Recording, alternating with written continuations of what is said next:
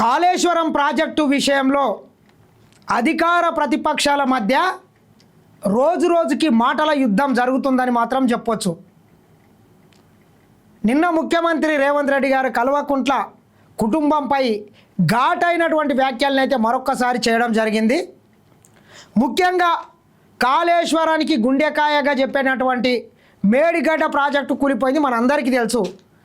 అది కూలిపోయినా కానీ దానిని కవర్ చేసుకోవడానికి ఈ 1,00,000 కోట్లని దొబ్బేసిండ్రు కాబట్టి ఏం చేయాలనో అర్థం కాక ఇక నీళ్ళను తోడుని అని చెప్పి ప్రతిరోజు చిల్లరమల్లర కథనాలు వ్యాఖ్యలు చేస్తున్నారు వీళ్ళు. అసలు మేడిగడ్డ ఈ బ్యారేజీలు అవసరం లేకుండా కానీ నీళ్ళను తోడవచ్చు అని చెప్పి వీళ్ళు చెప్తున్నారు. నీళ్ళని కనుక ఈ బ్యారేజీలు లేకుండా నీళ్ళని తోడే అవకాశం ఉంటే ఇన్ని 100 ఎకరాలు ఇన్ని 100 కోట్ల రూపాయలు పెట్టి ఆ బ్యారేజీలు ఎందుకు కట్టినట్లు? సింపుల్. మేడిగడ్డ బ్యారేజ్ లేకుండా కన్యపల్లి పంప్ హౌస్ నుంచి అన్నారం బ్యారేజ్లకు నీళ్ళు ఎత్తిపోయడానికి అవకాశం ఉంటే ఈ బ్యారేజ్ ఎందుకు కట్టినట్లు? ఎందుకు 1000 కోట్ల రూపాయలు నాశనం చేసినట్లు? ఎందుకు 100 ఎకరాల సారవంతమైనటువంటి భూమిని ముంపునకు గురి చేసినట్లు? సమాధానం చెప్పండి అంటే దీనికి చెప్పారు. కానీ ఇక తోడుండి అని చెప్పి చిల్లరమల్లర కథనాలు అయితే వాగుతున్నారు రామారావు.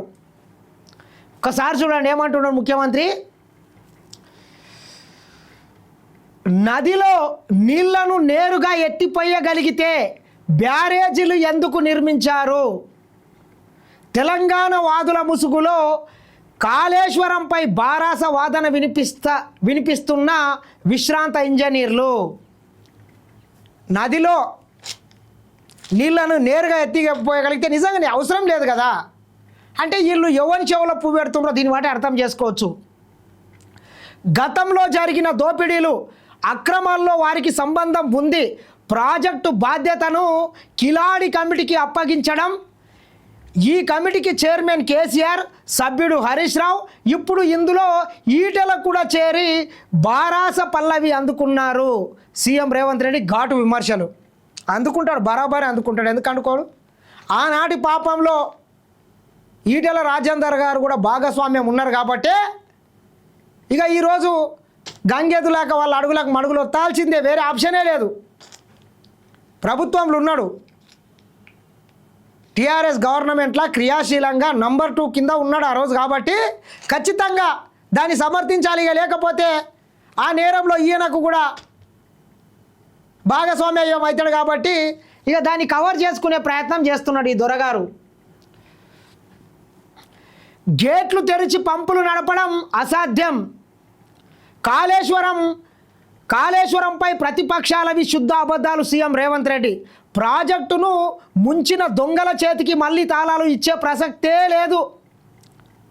ఒకడేమో నాకు 6 నెలలు ఇయ్య అంటాడు, ఒకడేమో 3 నెలలు ఇయ్య అంటాడు, ఒక ఆయననేమో వారం రోజులు ఇయ్య అంటాడు. మీరు ఎన్ని చెప్పినా కానీ ఒక్క క్షణం కూడా మీ చేతిలో పెట్టే అవకాశం లేదు. ఒకవేళ మీకే కనుక ఇచ్చినట్లయితే మళ్ళొకసారి దొంగ చేతికు తాళం ఇచ్చినట్లయితుంది అని చెప్పి చెప్పిండు. అంతే కదా. వాళ్ళు ఉన్నప్పుడే డిజైన్లు చేసిండ్రు, వాళ్ళు ఉన్నప్పుడే కట్టిండ్రు, వాళ్ళు ఉన్నప్పుడే ఓపెన్ చేసిండ్రు, వాళ్ళు ఉన్నప్పుడే కుప్పకూలిపోయింది. ఇక మళ్ళీ మాకే అంటే ఏమనాలి చెప్పండి? దొంగ వాడే, ముద్దాయి వాడే, అంతకుడు వాడే, అన్నీ వాళ్ళే. ఇక మళ్ళీ విచారణ కూడా జరపాలంటే ఎవరి మీద జరపాలి? ఇట్లుంటుంది అన్నట్ల కాలనాగులతోని. బినామీల వెనక దాక్కోకుండా ఎలాంటి సబ్ కాంట్రాక్ట్ తీసుకోవాలని హరీష్ రావు సవాల్. నీటిని నిల్వ చేసి ఎత్తిపోసేందుకు ఎన్డీఏ అనుమతులు తేవాలని ఈటలకు సీఎం సవాల్. జైలు భయంతోనే కిలాడి కమిటీ డ్రామాలు. తప్పు చేసిన ప్రతి ఒక్కరిని బోనులో నిలబెడతాం. ఆంధ్ర కాలేజీల యాజమాన్యంపై హరీష్ బ్లాక్మెయిల్ రాజకీయం. చేసిన పాపాలు బయటపడేసరికి కేసీఆర్ ఫామ్ హౌస్లో దాక్కుండని విమర్శ. డిప్యూటీ సీఎం బట్టి మంత్రులు ఉత్తమ్ పొన్నంతో కలిసి మీడియా సమావేశం. ముఖ్యమంత్రి రేవంత్ రెడ్డి గారు నిన్న మీడియా సమావేశాన్ని అయితే ఏర్పాటు చేసి పలు కీలకమైనటువంటి అంశాలను అయితే ఈ రాష్ట్ర ప్రజల ముందు ఉంచడం జరిగింది. ఇక ఇది ఇట్లుంటే డ్రామారావు ఏమంటుండే అంటే కన్యపల్లి నుంచి రోజు 2 టీఎంసీలు ఎత్తిపోవచ్చు అంట. రా, నీవు, మీ అయ్య, మీ బావ, మీ బామ్మారిది, మొత్తం ఈ కల్వకుంట్ల పరివారం మొత్తం అందరూ పోయి తలా ఒక బిందె తీసుకొని పోయి ఈ మేడిగడ్డ నుంచి డైరెక్ట్ ఎల్లంపల్లిలో ఎత్తిపోయింది. పోయిండి నుంచి ఆడికి.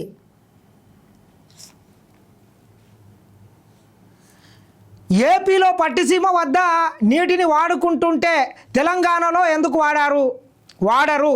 ఇది సీఎం తెచ్చిన కరువంట. మీ దద్దమ్మ తెలివితేటలతోనే ఆ ప్రాజెక్టు కూలిపోయింది కాబట్టి ఆడ ఎత్తిపోయడానికి అవకాశం లేదు. ఆ చంద్రబాబు నాయుడు కొంత తెలివి ఉపయోగించి కూలిపోయిన ప్రాజెక్టు కట్టిండు కాబట్టి ఈరోజు వాళ్ళు వాడుకుంటున్నారు. సన్నాసి, మళ్ళీ సిగ్గు శరం లేకుండా చెప్తావు, సిగ్గుండాలే.